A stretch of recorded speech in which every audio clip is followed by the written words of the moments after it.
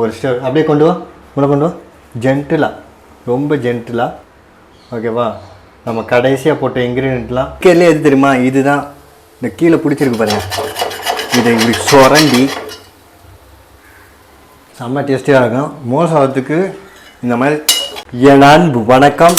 So எங்கள் வீட்டில் இன்றைக்கி மத்தியான சமையல் என்ன? ரொம்ப சிம்பிளான சமையல், ஆனால் ரொம்ப டேஸ்டியான சமையல். அது என்னென்னா கைக்குத்தல் அரிசி. அதுதான் எங்கள் வீட்டில் எப்போவுமே கைக்குத்தல் அரிசி தான் நாங்கள் சாப்பிடுவோம். ஸோ கைக்குத்தல் அரிசி ப்ளஸ்ஸு ஒரு அருமையான ரசம், அப்புறம் ஒரு உருளைக்கிழங்கு ரோஸ்ட்டு, பருப்பு. ஸோ சிம்பிளாக தான். ஆனால் ரசம் தானே அப்படின்னு நினைக்க வேண்டாம். ரசம் வந்து ரொம்ப சிம்பிளான ரெசிபி தான். ஆனால் இது வந்து ஃப்ரெஷ்ஷாக அரைச்சி பண்ணாலும் சரி, ஆல்ரெடி ரசப்பொடி போட்டு பண்ணாலும் சரி, ஈஸியாக பண்ண முடியுது, ஈஸியாக சொதப்பவும் முடியும். ஸோ ஒரு ஸ்டெப்பு டேஸ்ட்டை எப்படி கூட்டுறது அப்படின்றதையும் அப்படியே இதில் பார்த்துடலாம். ஃபஸ்ட்டு நம்ம வந்து ரசம் ஆரம்பிக்கிறதுக்கு முன்னாடி உருளைக்கிழங்கு ரோஸ்ட். சரியா? ஏற்கனவே நான் நிறைய வீடியோவில் சொல்லியிருக்கேன், உருளைக்கிழங்கு தோலோடு யூஸ் பண்ணும்போது தான் டேஸ்ட்டு ரொம்பவே நல்லாயிருக்கும். ஸோ நானும் வெட்டி நான் சின்னதாக இதை வெட்டிக்கிறேன். இதை பாயிலெலாம் பண்ண போடல, ஸ்ட்ரைட் மெத்தடு, ரொம்ப ஈஸியான மெத்தட் இது. வினய் 1000 வரைக்கும் எழுதி முடிச்சிட்டியாரா? எது வரைக்கும் வந்திருக்கப்போ?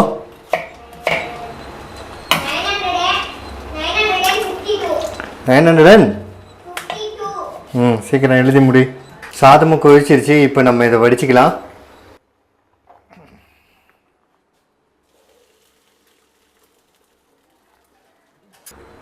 ஓகே, இப்போ நம்ம வந்து உருளைக்கிழங்கை ஸ்டார்ட் பண்ணி விடலாம். இதில் ஒரு 3 டேபிள் ஸ்பூன் எண்ணெய் சேர்த்துக்கிறேன். சேர்த்துட்டு இது வந்து நல்லெண்ணெய். ஸோ உங்களுக்கு எந்த விருப்பமோ அந்த ஆயில் சேர்த்துக்கலாம். அதுக்கு அது சூடாகிறதுக்குள்ளே நான் என்ன பண்ணுறேன், ஒரு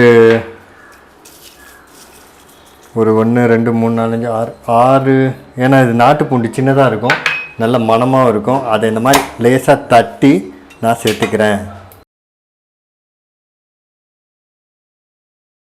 எண்ணெயும் சூடாகிடுச்சு. இதை அப்படியே எடுத்து நம்ம போட்டுக்கலாம். போட்டு லேசாக இதை வதக்கிட்டு இதுக்கு மேலே டைரெக்டாக வெட்டி வச்சுருந்த உருளைக்கிழங்கு சேர்த்துக்கலாம். இது ஆக்சுவலாக 3 உருளைக்கிழங்கு. இது 3 உருளைக்கிழங்கு சேர்த்தாச்சு. இப்போ நான்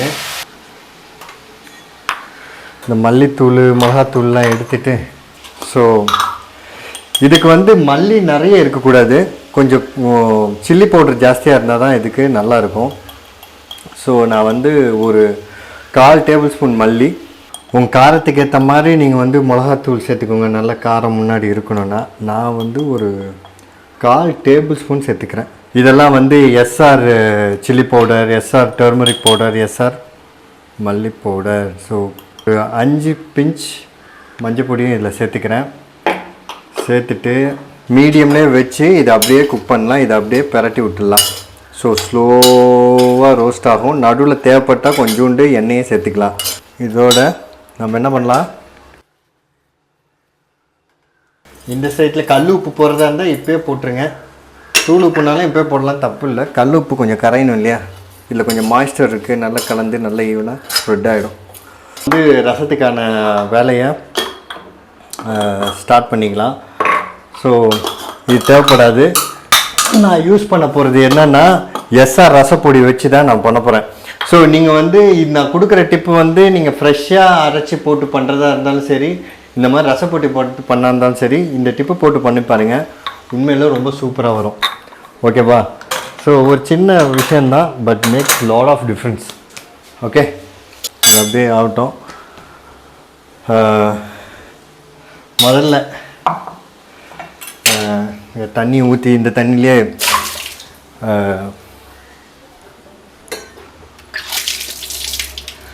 தக்காளியை நான் என்ன பண்ண போகிறேன், கையாலேயே 2 தக்காளி. ஸோ 3 பேருக்கு ரசம் வைக்க போகிறேன். சரிங்களா? ஸோ 3 பேருக்கு ரசத்துக்கு நான் 2 தக்காளி, நல்ல பழுத்த தக்காளியாக 2 எடுத்துருக்கேன். அதை நான் கையிலேயே சும்மா அப்படியே பிணைஞ்சு விட்டுக்கிறேன். ஓகே, ஸோ இதே நல்லா அப்படியே பிணைஞ்சு விடுங்க. ஓகேவா? அப்படியே கையில் மசிச்சு இப்படி விடுங்க. இது வந்து ரொம்ப ரொம்ப சூப்பராக இருக்கும். இதெல்லாம் அடுத்து வந்து நம்ம மிக்சியில் அரைக்க வேண்டியதை இப்போ நான் அரைச்சிடுறேன். ஸோ அது என்னன்னு பார்த்தீங்கன்னா, நான் வந்து ஒரு 2 பச்சை மிளகா, ஓகேவா, அப்புறம் கொத்தமல்லி வேறு நான் வாஷ் பண்ணி வச்சுருக்கேன். பார்த்தீங்களா, நல்லா வாஷ் பண்ணி சூப்பராக இருக்குது. அதை நான் வந்து அப்படியே கிள்ளி போட்டுக்கிறேன் கொஞ்சமாக, அப்படியே கையிலேயே இதோ வேர் போட்டுங்க. இந்த டிஷ்ஷு மட்டும் இல்லை, நான் ஏற்கனவே நிறைய வீடியோவில் சொல்லியிருக்கேன், கொத்தமல்லி சேர்க்கும்போது வேர் சேர்க்கும்போது அது ரொம்ப சூப்பராக இருக்கும். அப்புறம் கொஞ்சமாக இதில் கருவேப்பிலை. எல்லா டிஷ்ஷில் இல்லைன்னா கூட லைக் பூண்டு வந்து சில இதில் தோலோடு சேர்க்க முடியும். அந்த மாதிரி இதிலலாம் தோலோடு சேர்த்துட்டிங்கன்னா வந்து டேஸ்ட்டு கூடுதலாக இருக்கும். ஸோ நான் இதில் போட்டதும் உருளைக்கிழங்கு ஃப்ரை பண்ணதும் தோலோடு தான் சேர்த்தேன். இதுக்கும் நான் தோலோடு தான் சேர்த்துருக்கேன். இதுவும் பார்த்திங்கன்னா ஒரு 10-12 வெள்ளைப்பூடு இருக்கும். இதெல்லாம் நாட்டு பூண்டு, நல்ல மனம் இருக்கும். ஸோ அதையும் சேர்த்துட்டு, ஸோ இதை அப்படியே தண்ணி இன்னும் எதுவும் சேர்க்க தேவையில்லை, அப்படியே போட்டு ஒரு நல்லா அரைச்சிக்கலாம். இந்த மாதிரி நரன்னு இப்படி இருந்தால் தான் போதும். இப்படி தான் இருக்கணும். ரொம்ப தண்ணி ஊற்றி மையெல்லாம் இதை நீங்கள் அரைக்கக்கூடாது. இதில் இன்னொரு முக்கியமான டிப்பு என்னென்னா, இதை பாருங்கள், இந்த இதில் நான் வந்து என்ன பண்ண போகிறேன், இப்போ அரைச்சேன் இல்லையா, இது எல்லாத்தையும் நான் யூஸ் பண்ண போகிறேன். ஆனால் கொஞ்சமாக இவ்வளோ தூரம் மட்டும் எடுத்து தனியாக ஒரு ஸ்பூனில் எடுத்து வச்சுக்கிறேன். அதே மாதிரி இங்கே பாருங்கள், இந்த டொமேட்டோ ஜூஸ் இருக்கா, இது கொஞ்சம் தக்காளி, இது எல்லாத்தையும் எடுத்துக்கிட்டு இதையும் தனியாக இப்படி வச்சுக்க போகிறேன். இதையும் கொஞ்சம் இப்படி வச்சுட்டு, ரசப்பொடியிலையும் ஒரு 1/2 டீஸ்பூன் அதையும் இதோடு அப்படியே வச்சுக்கிறேன். ஸோ இதை மட்டும் தனியாக இப்படி மிக்ஸ் பண்ணி இது அப்படியே இருக்கட்டும். நடுவில் இவரை மிக்ஸ் பண்ணி விட்டுட்டே இருக்கணும். தக்காளி 2 தக்காளி, பெரிய தக்காளியாக நான் 2 போட்டதுனால புளியை வந்து நான் கொஞ்சம் குறைச்சிட்டேன். நெல்லிக்காய் சைஸுக்கெல்லாம் போடலை. நெல்லிக்காய் சைஸு ஒரு 1/2 நெல்லிக்காய் சைஸுக்கு புளியை வந்து நான் ஆல்ரெடி இதை வச்சுருக்கேன். ஸோ இதை நான் கரைச்சிட்டு நல்லா இதில் கரைச்சிடணும். இப்போ 3 பேருக்கு நான் ரசம் பண்ணுறேன் இல்லையா, இந்த 3 பேர் ரசத்துக்கு நான் 3 டம்ளர் தண்ணி ஊற்றி பண்ண போகிறேன்.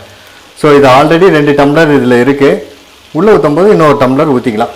இதை வந்து இந்த தக்காளி இதுலேயே நம்ம ஊற்றிடலாம்.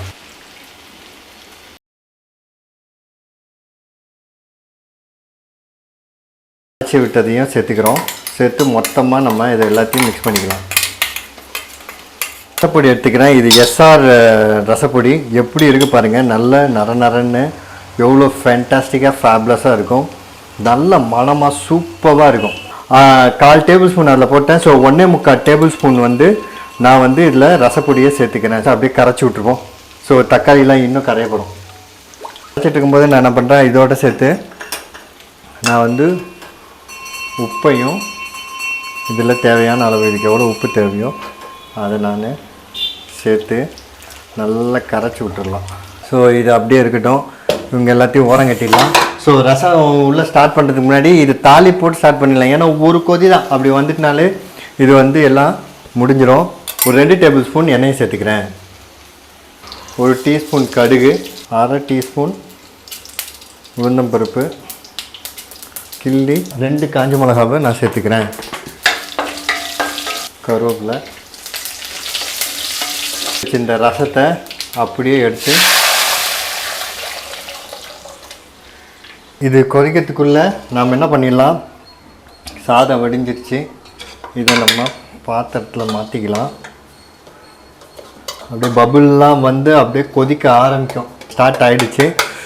நம்ம இதை வச்சிடணும் இல்லையா, இதை நாம் வந்து அப்படியே உள்ளே அப்படியே போட்டுடலாம். மிக்ஸ் பண்ண வேண்டாம், சும்மா அப்படியே இருக்கட்டும். அப்படியே மலைச்சாரல் மாதிரி தூவி கொஞ்சமாக பெருங்காயம், ஒரு ஒரு ஒரு 3-4 பிஞ்ச், அவ்வளோதான். கொதிக்க ஆரம்பிக்குது. இந்த டயத்தில் கேஸ் ஆஃப் பண்ணிவிட்டு எல்லாத்தையும் போட்டாச்சு. அப்படியே நம்ம இதை மூடி வச்சிடலாம். ஸோ அப்படியே எல்லா ஃப்ளேவரும் அப்படியே இன்டாக்ட் ஆகி கரெக்டாக இருக்கும். அந்த சூட்டில் எல்லாமே பர்ஃபெக்டாக இருக்கும். இல்லை மண்சட்டியில் பண்ணுறதுக்கு என்ன காரணம்னா, மண்சட்டி சூட்டை எடுத்து வச்சுக்கிட்டு கொஞ்சம் கொஞ்சமாக தான் ரிலீஸ் பண்ண. நீங்கள் ஆஃப் பண்ண அப்புறம் அதில் நல்ல ஹீட்டு நல்லாவே இருக்கும் கொஞ்சம் நேரத்துக்கு. ஸோ நம்ம இந்த போட்ட இந்த மசாலா இதெல்லாம் இருக்குது பார்த்தீங்களா, இன்னும் நல்லாயிருக்கும். மண்பானையாக இருக்கும்போது ரிசல்ட் ரொம்ப பயங்கரமாக இருக்கும். நீங்கள் சாதாரணமான ஸ்டெயின்லெஸ் ஸ்டீலில் பண்ணும்போது அப்பயும் இதே மெத்தட் யூஸ் பண்ணலாம், அப்பயும் இது நல்லாயிருக்கும். நான் சொன்னேன்ல இது முடிக்கும் போது உருளைக்கிழங்கும் ரெடி ஆகிடும்னு. பாருங்கள், சூப்பராக ரெடி ஆகிடுச்சு. பொடியை போட்டு ஃபினிஷ் பண்ணிடுவோம். மிச்சம் இருக்கிற கொத்தமல்லிகளை தூவி விட்டு இதுதான் இந்த கீழே பிடிச்சிருக்கு பாருங்கள், இதை இப்படி சுரண்டி இவர் செம்ம டேஸ்டியாக இருக்கும். மோர் சாதத்துக்கு இந்த மாதிரி இருக்கிறத யூஸ் பண்ணி சாப்பிட்டோன்னு வச்சுக்கோங்க. மினிட்ஸ் ஆகிடுச்சு. ஸோ இது எல்லாம் செட்டில்ட் ஒன்றாகி சூப்பராக இருக்குது. இதை நம்ம இப்போது அந்த ஆவிலாம் வருது, கேமராவில் கேப்சர் ஆச்சான்னு தெரியல. ஸோ லேசாக ரொம்ப ஜென்டிலாக ஒரு ஸ்டெப் அப்படியே கொண்டு வா, ஜென்டிலாக, ரொம்ப ஜென்டிலாக. ஓகேவா? நம்ம கடைசியாக போட்ட இன்க்ரீடியண்ட்லாம் மனம் அவ்வளோ சூப்பராக இருக்குது. அருமையாக இருக்குது. உப்பு, புளிப்பு, காரம் எல்லாமே பர்ஃபெக்டாக இருக்குது. ஸோ இது ஒரு சூப்பாக குடித்தாலும் அருமையாக இருக்கும், சாதத்தில் போட்டு சாப்பிட்டாலும் வேறு லெவலில் சூப்பராக இருக்கும்.